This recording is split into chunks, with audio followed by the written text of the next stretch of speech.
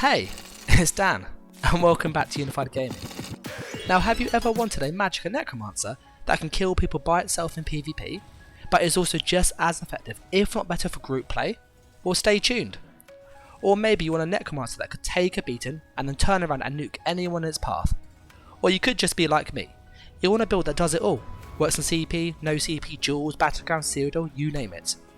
Well, today guys, I'm bringing you Soulbones version 4, which, like the previous versions, it hits really hard, it's crazy tanky with 84% mitigation this time, which gets higher and higher, and it has amazing sustain. It's honestly an absolute beast, and it's been completely redesigned from the ground up for this current patch. So if you haven't guessed it already, this channel is all about helping you get better with next level builds, guides and gameplay. So why not start improving today by subscribing and turn on the bell so you don't miss anything. And whilst you're there, consider checking out our website at www.unified-gaming.org. Now, with introductions out of the way, let's just look at how do we actually get that 84% damage reduction. It's not clickbait, it's not hacks or cheats, it's just knowing the formula and the game mechanics, so we're quickly going to address the elephant in the room before looking at the build. It's definitely worth watching, but you can skip a minute or so ahead. The damage calculation in this game is all multiplicative. Basically, all that means is that things like armor, CP and so on, they just multiply against each other. So the more you stack, the less bonus they get.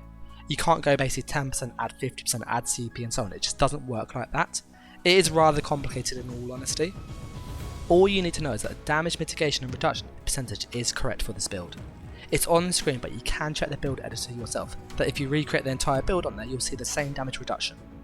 The confusion people get, however, is that they don't include battle spirit, which is 50%, and as I've said before, it's multiplicative. So basically, if you don't factor it in, you get either too much or too little, and it's not what you actually see in game, whereas if you factor it in, it's what you see in game. As I said, you might disagree with this, and some people do, but I don't make those rules, that's what Zoz does, so obviously just take it up with them if you disagree, and you're welcome to obviously check it again. All I do is just use it, and that's kind of what I got from that, okay? Now with that kind of out of the way, let's actually look at how do we achieve the 84% with skills and so on. Well, it's quite simple. We have nearly 30k armor on the back bar, and when we heal ourselves it goes up, so we go well over 30k. We then have minor protection from temporal guard, we have 10% from spirit mender, which is like running swift at all times, and we have our CP as well, undeath passives, so you can see we're just getting more and more and more mitigation. It's actually bonkers, and this is even before block. With block it's like 90%, it's just crazy. As I said though, you are welcome to check that self, and kind of with that out of the way, let's actually look at the build properly now. So attribute wise, it's really simple. Max Magicka, all of it. That just gives you more shields, more heals, more damage. It's honestly a win-win, you can't get any better than that. So our races this time have a few options, and it kind of links to your Mundus stones, we'll cover both now. But in this build I'm currently using the Breton, and I use the Lady Mundus to just give us some more bulk.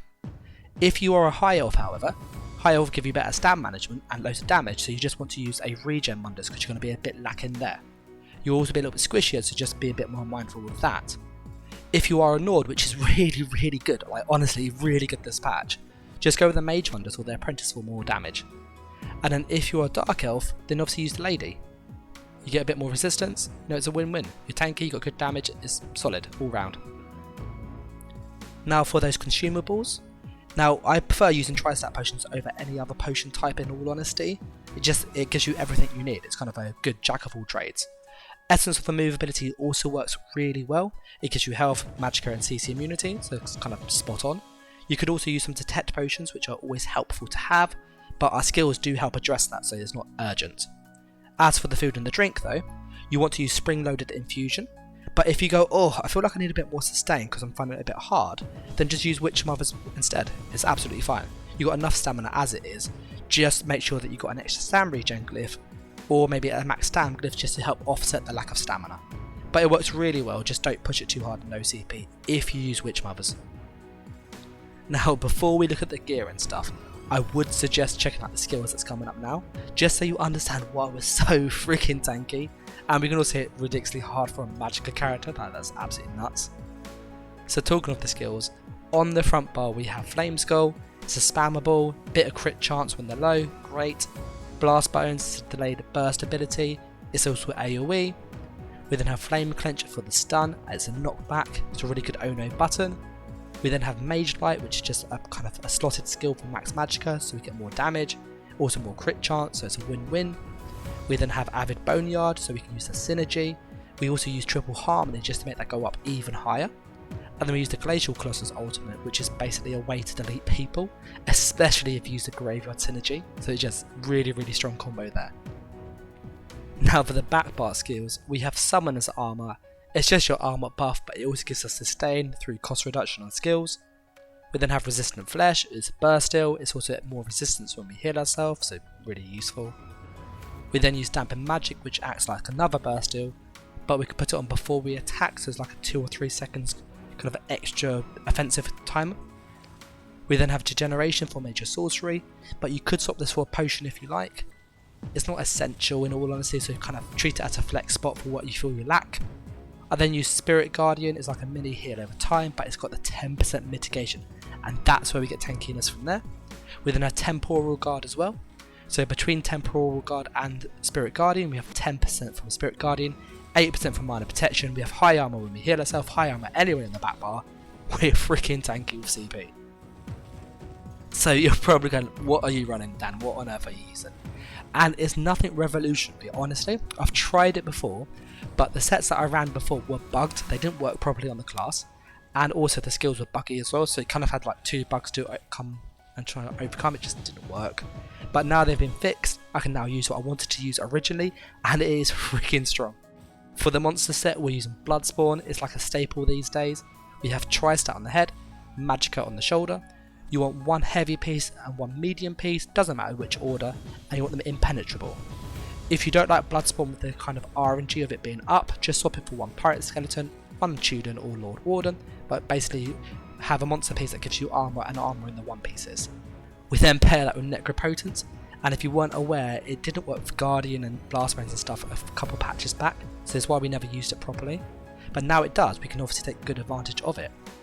And we've also changed Intensive Mender to Spirit Guardian because it lasts longer, meaning we can drop Skeletal Arcanist, so that way we get pretty much 100% uptime on Necropotence, 10% mitigation from Spirit Guardian, it's really good. We then pair that with Bright Throat's Boast, which just gives us more max Magicka and the regen, which means we can change things with our glyphs, our traits and so on to get a bit more flexibility with the build. We use Impenetrable on all of the body pieces, so in case you're unsure, that's head, chest, legs and so on. We have Tri-Stat on all the large pieces, head, chest, legs, and we have Magicka on all the small pieces, so like your feet, your hands, so on. On the jewellery we are using 2 regen glyphs and 1 spell damage, but you can go 3 regen if you need a bit more sustain, or 2 spell damage and 1 regen. I find in no CP 2 regen is the sweet spot, and in CP 1 regen is really good. On the jewellery we actually transmutated those to Harmony, and it's really good. Because we have 2 Magicka sets, we have like 40k plus Magicka, and then we have Inner Light to push it a bit higher.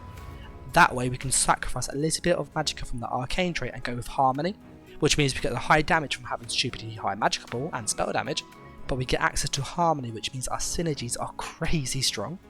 Like I'll say a graveyard thing is just nuts, and then we can use Templar synergies and heals and stuff, it's so good. As I've said before, there are very few Magicros that can manage this level of damage with max stats and so on while still retaining triple Harmony, and in groups it just melts people. If you run with a Templar and they drop the Nova synergy, you can do like 15 to 30k with that, it's disgusting. And then if you use the Graveyard as well, that's like 15k damage there. I've hit people in Battlegrounds for 11k, like in Battlegrounds, it's just crazy, absolutely crazy. Now the last part of the video is kind of just tips and tricks on kind of what I've learnt playing the build since Harrowstorm released, since it came out on PTS.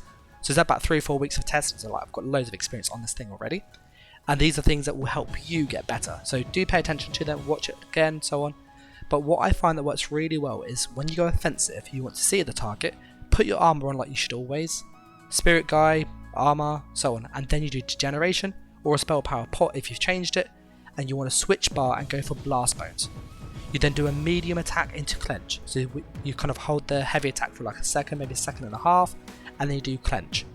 This will then mean that Blastbones will kind of travel halfway, the clench will then hit them, knock them back, Blastbones jumps on them, hits them really hard, and whilst that's all happening, you can put Graveyard beyond them, so that way they get knocked into the Graveyard and stunned, and you can then synergize and go pop, and they blow up. It's really cool. And then obviously you can do the Flame Skull if you like, for kind of just get them even lower if you need to. As I said, it's just a really good combo. You can also use the graveyard synergy on yourself as well with the flesh attro. So you basically get like 30% more damage on that graveyard synergy. If you're hitting people for 11k already and 30% on top of that, you see it's busted. You literally just turtle up, let people wail on you because you're tanky as it is, put down the graveyard where you are, summon Blast Bones, fresh attro, and just synergize, and they just go bang, and everybody around you dies. It's really, really horrible. Now I'm going to wrap the video up there, guys. It's been long enough, but I'd like to say a massive thank you for those obviously watching, but more importantly to our Patreons who are literally helping fund the website, helping obviously with the YouTube stuff. They're going to help obviously get a new controller, because if you aren't aware, it's actually Kit the Ghost now. It doesn't work anymore, so yeah, I can't actually play ESO for like the next couple of days, which is frustrating. So if you do want to support the channel, myself, the website, all that stuff, then obviously donate on Patreon. There's a link in the description. And with that said, guys, I am going to catch you in the next one. So thanks for watching, take care, and bye.